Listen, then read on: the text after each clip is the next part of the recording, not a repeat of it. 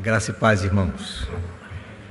É sempre uma alegria podermos voltar aqui, rever vocês. Muitos eu ainda conheço, mas posso garantir que 90% já é de gente, são pessoas desconhecidas, pessoas novas. Essa igreja cresceu muito. Pregar nesse auditório tão grande é difícil, é uma experiência nova para mim, mas Deus há de nos abençoar e ter misericórdia de nós neste dia. Trazemos a saudação da nossa igrejinha lá. É uma igrejinha pequena, viu? Bem pequenininha, mas é bonitinha também, viu? Muito bonita. E certamente aqueles irmãos estão também reunidos lá com o nosso pastor auxiliar. É uma igreja co-irmã desta igreja. Temos tido uma relação muito boa, a nossa igreja com essa, principalmente nós, pastor Cláudio, conselho desta igreja. Louvamos a Deus por isto. Meus irmãos, eu queria que vocês abrissem as suas Bíblias na carta de Tiago, no capítulo 1 de Tiago. Há 10 anos, quando nós começamos na nossa igreja, logo no início nós fizemos uma exposição dessa carta, mas depois de 10 anos resolvemos expor novamente toda a carta de Tiago. E já que eu estou expondo essa carta na minha igreja, agora revisando todos os sermões, resolvemos compartilhar hoje, aqui. A carta de Tiago é uma carta muito prática, não traz muitos temas teológicos, mas traz temas práticos para a nossa vida cristã. Por favor, Tiago, capítulo 1, os versos 16 a 18. Diz assim o texto sagrado: Não vos enganeis, meus amados irmãos. Toda boa dádiva e todo dom perfeito são lá do alto, descendo do Pai das luzes, em quem não pode existir variação ou sombra de mudança. Pois, segundo o seu querer, Ele nos gerou pela palavra da verdade, para que fôssemos como que primícias das suas criaturas. Oremos. Senhor, nosso Deus, nosso querido Pai, nós nos colocamos diante de Ti, Senhor, sabendo que nada somos, apenas instrumentos Teus. Ajuda-nos a expor esse texto, Senhor. Dá que possamos dizer exatamente as Tuas palavras, não as nossas. Senhor amado, não nos deixa sair do texto, Senhor. Que sejamos fiéis à Tua palavra, Senhor, eu te peço. Mas te peço também, Senhor, que os nossos corações sejam edificados por ela.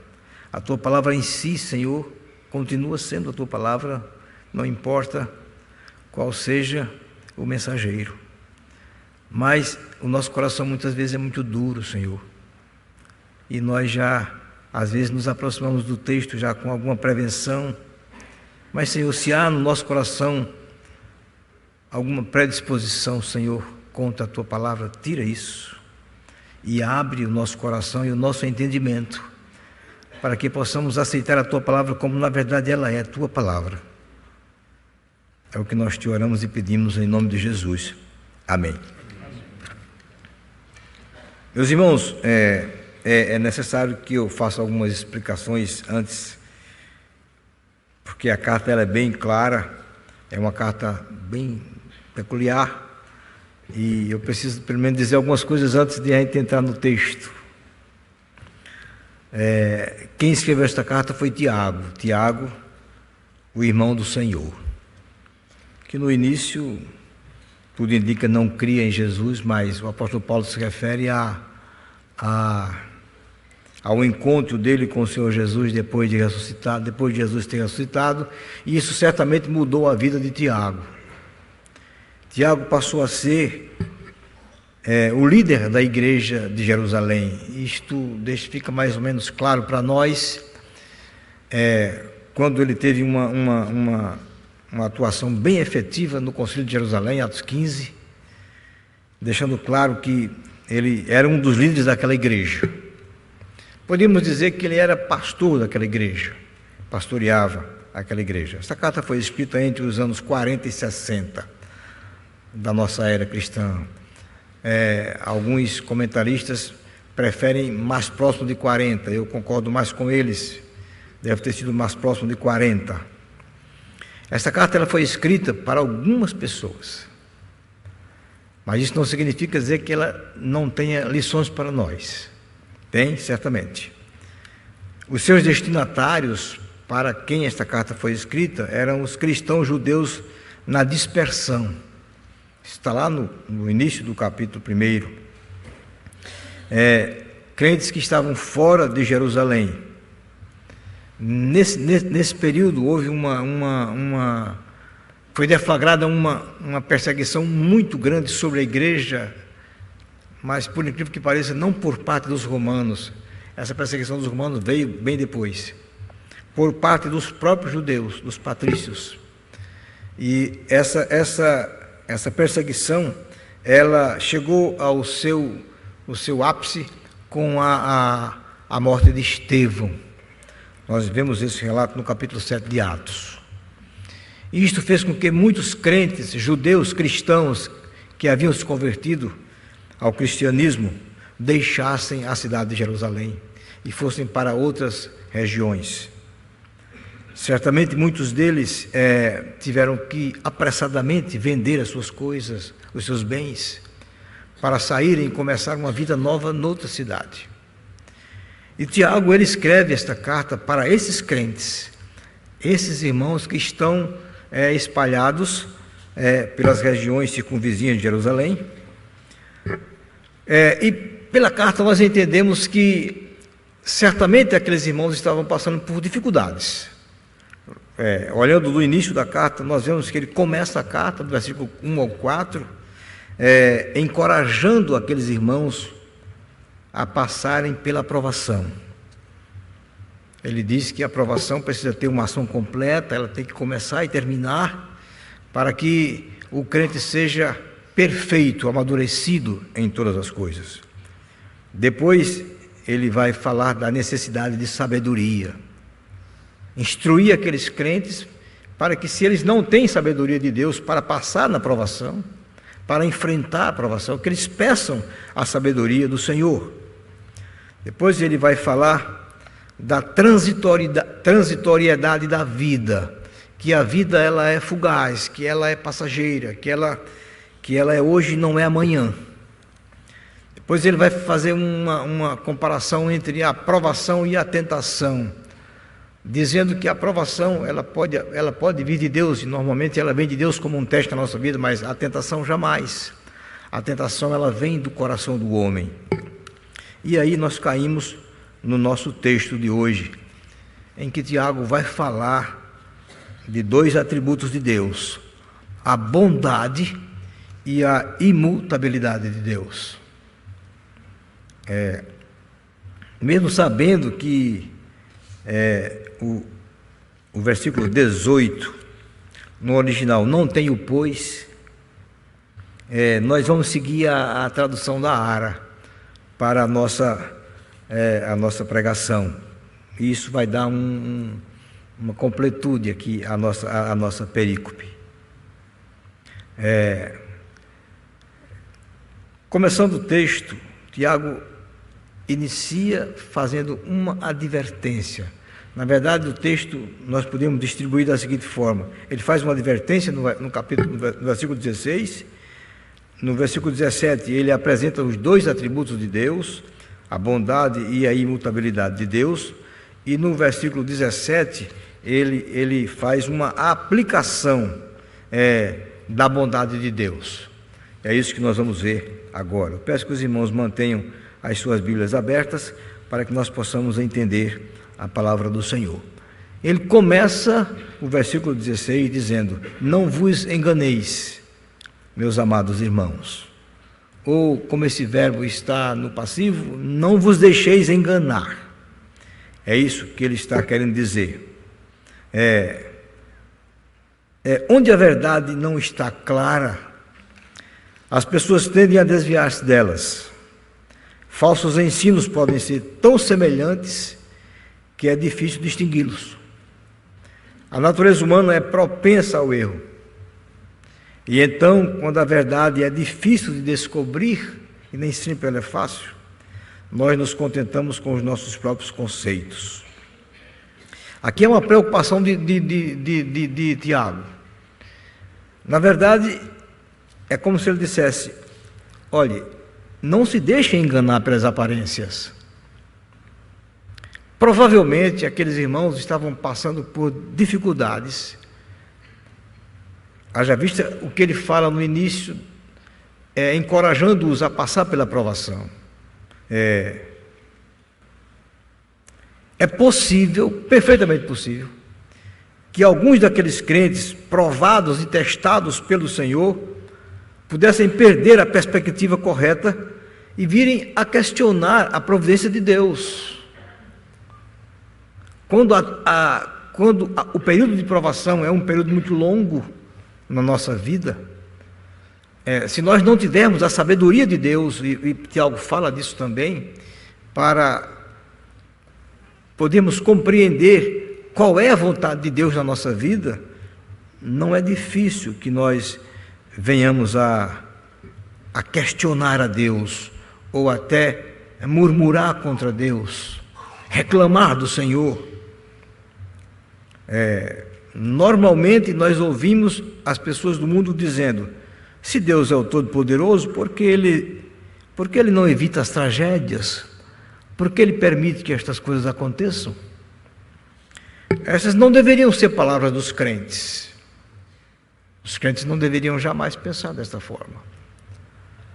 Mas, quando a provação é insistente e ela tem um período longo na nossa vida, há um momento que nós cansamos. E esse é um momento difícil na vida do crente, em que ele precisa ter a sabedoria de Deus e o cuidado de Deus para que ele não caia no mesmo erro de questionar a Deus. Então Tiago começa dizendo: olha, não vos enganeis, meus amados irmãos, não vos enganeis. E ele vai dizer: Deus é bom. Deus é essencialmente bom. É isso que ele vai dizer logo em seguida, apresentando esses dois atributos de Deus que estão, interessante, interrelacionados, interligados. Um está interligado ao outro, e como isso é para nós uma garantia. Podemos ver a bondade de Deus intrinsecamente ligada à sua imutabilidade, isto é uma garantia para nós. E ele começa dizendo que Deus é a fonte de todo bem. Toda boa dádiva e todo dom perfeito são lá do alto. Toda boa dádiva e todo dom perfeito. Nós poderíamos já pensar na graça inicial, a graça de Deus em nos salvar, todo o progresso na vida espiritual que nos deve conduzir à perfeição em Cristo, a própria vida eterna. Tudo isso, meus irmãos, são coisas que Deus nos dá como dádiva, como dom. A morte eterna é uma recompensa, é um salário, mas a vida eterna é uma dádiva, é um dom de Deus. Ninguém merece, não há méritos em nós que Deus possa olhar, ver e nos dar a vida eterna. Ele nos dá como dádiva, como dom. E Tiago diz que é lá do alto, ou seja, do céu, onde Deus habita. É como se ele dissesse que é do próprio Deus. Toda boa dádiva, todo dom perfeito vem de Deus. A expressão lá do alto, do céu, é mais ou menos isto que ele quer dizer. A ideia é esta. Por exemplo, quando o filho pródigo está lá já prestes a voltar para o seu pai, ele cai em si e diz: voltarei para o meu pai e direi: pequei contra o céu e diante de ti. Esta é a mesma ideia. As dádivas de Deus, as boas dádivas, as boas coisas que Deus nos dá, elas vêm lá do alto, elas vêm de Deus. Figurativamente indica a superioridade e majestade de Deus, que como um rei que ele condescende em olhar para baixo e conceder dádivas e dons aos seus servos. Deus, na sua majestade, na sua glória, olha para nós, de lá do alto, e de lá ele concede as suas bênçãos. Elas são lá do alto porque foram lá que elas foram determinadas. Lá no céu, a habitação de Deus, o lugar da morada de Deus, é onde ele determina todas as bênçãos que distribui para nós. Mas Tiago diz também, não apenas que Deus é a fonte de todo o bem, mas ele diz que Deus não pode mudar. Ele diz que os dons de Deus e as dádivas de Deus, elas vêm descendo do Pai das luzes, em quem não pode existir variação ou sombra de mudança. Pai das luzes nos dá a ideia de que Deus está acima de todas as coisas. A palavra Pai, ela é frequentemente usada no Antigo Testamento para o autor ou a causa primeira. Nós vemos em Gênesis, por exemplo, o pai dos que habitam em tendas, o pai de todos os que tocam harpa e flauta, ou seja, o autor, o fundador, aquele que cria. Deus criou a luz. Provavelmente Tiago está fazendo uma referência a quando Deus criou a luz no início e disse: haja luz, e luz se fez. Essa figura que ele usa, ele o faz para ilustrar a estabilidade absoluta de Deus. Como Criador da luz, nele não pode existir variação ou sombra de mudança. Deus está acima da luz. Deus não muda. Deus é imutável. Não há nenhuma variação nele. Variar seria contra a sua própria natureza. Isto não acontece jamais com Deus. Tem um texto lá em Malaquias que é bem significativo. Deus diz assim: porque eu, o Senhor, não mudo. Por isso vós, ó filhos de Jacó, não sois consumidos. É justamente porque Deus é imutável, porque Ele não muda, que nós não somos consumidos. Isto tem tudo a ver, meus irmãos, com a bondade de Deus. Esta é a garantia de que Deus permanecerá bom, que Ele não deixará de ser bom. Deus não pode ser um dia bom e no outro dia menos bom, pois a bondade de Deus dura para sempre. Isto independe de nós, independe da nossa condição diante dele, de pecador. Mesmo que pequemos, e nós continuamos pecando, por mais que desejemos, e certamente no coração do verdadeiro crente há um desejo de agradar ao Senhor, de não pecar. Se há a coisa que mais desagrada ao verdadeiro crente é o pecado. O pecado desagrada o crente. Ele olha para o pecado que ainda está nele, que habita nele, e isso dói muito, porque ele percebe que não consegue se desvencilhar do pecado. O pecado continua grudado nele. Ele continua pecador, Isso não significa dizer que eu me acomodo por ser pecador, mas continuaremos na luta contra o pecado. Apesar disto, Deus continuará sendo bom, porque Ele é imutável, Ele não muda, não depende de nós. E Tiago faz uma aplicação dessa bondade de Deus no versículo 18. Ele argumenta sobre a bondade de Deus como o autor de dádivas espirituais e apresenta uma aplicação dessa bondade quando ele fala da regeneração. Primeiro ele diz que Deus nos regenerou. Ele diz, Ele nos gerou. Veja que ele diz, pois segundo o seu querer, Ele nos gerou pela palavra da verdade. O que ele está dizendo aqui é que Ele nos gerou de novo. Nós estávamos mortos em nossos delitos e pecados. Deus nos fez reviver. Se perguntássemos qual foi a motivação de Deus, o que motivou o Senhor a nos gerar novamente, a nos fazer reviver já que estávamos mortos, qual foi a motivação de Deus?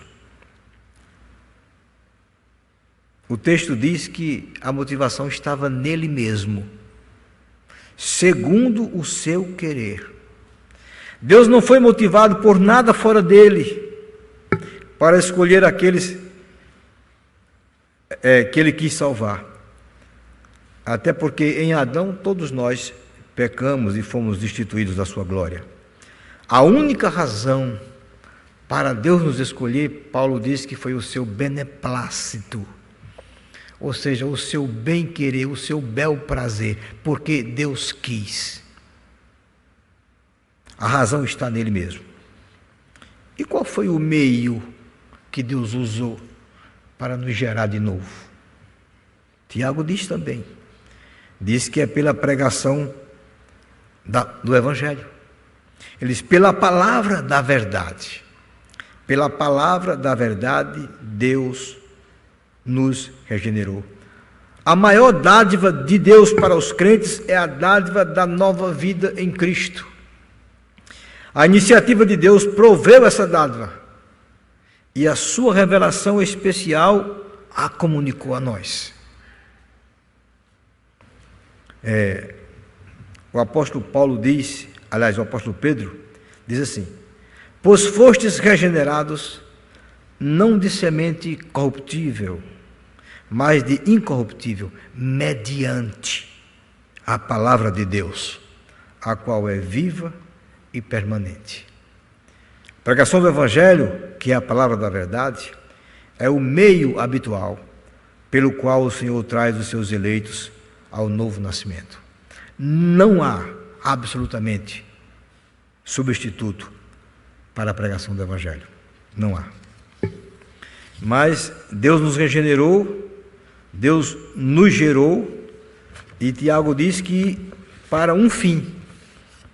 Ele diz, para sermos as primícias da sua criação.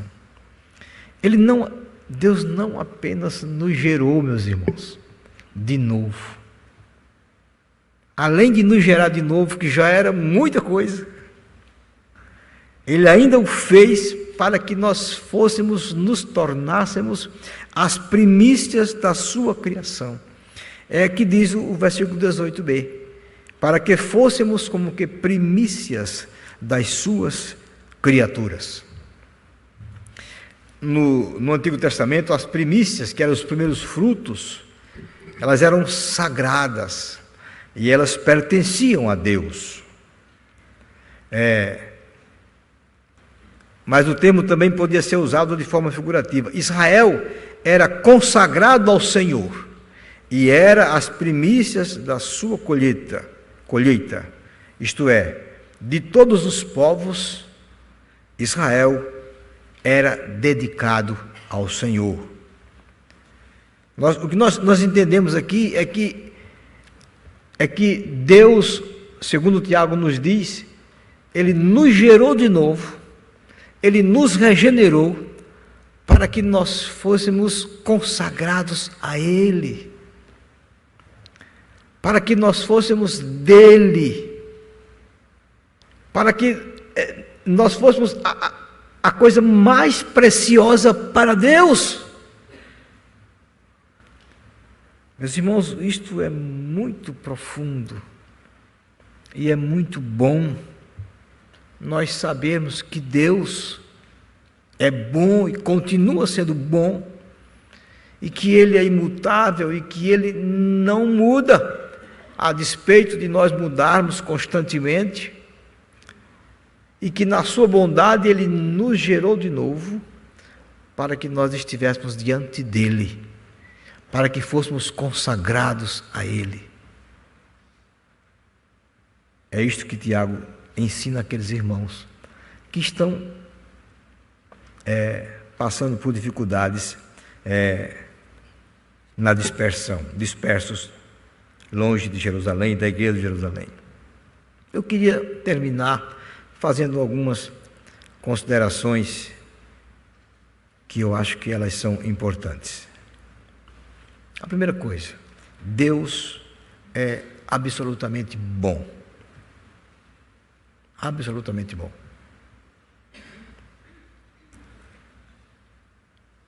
Há um texto na Bíblia em que o moço rico chega para Jesus e diz: bom mestre,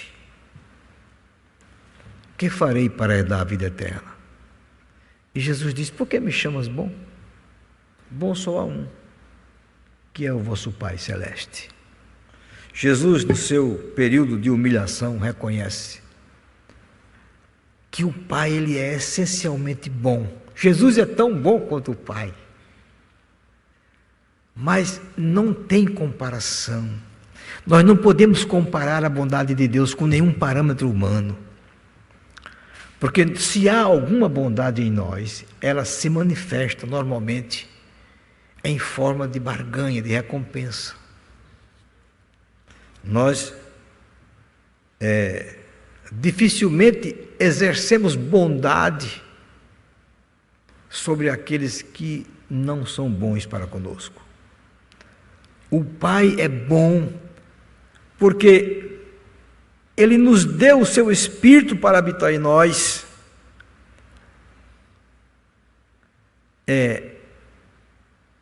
Ele nos elegeu, Ele nos salvou, mas para nos salvar, Ele precisou tirar de si o bem mais precioso, que foi o seu Filho Jesus, e entregá-lo para morrer por nós.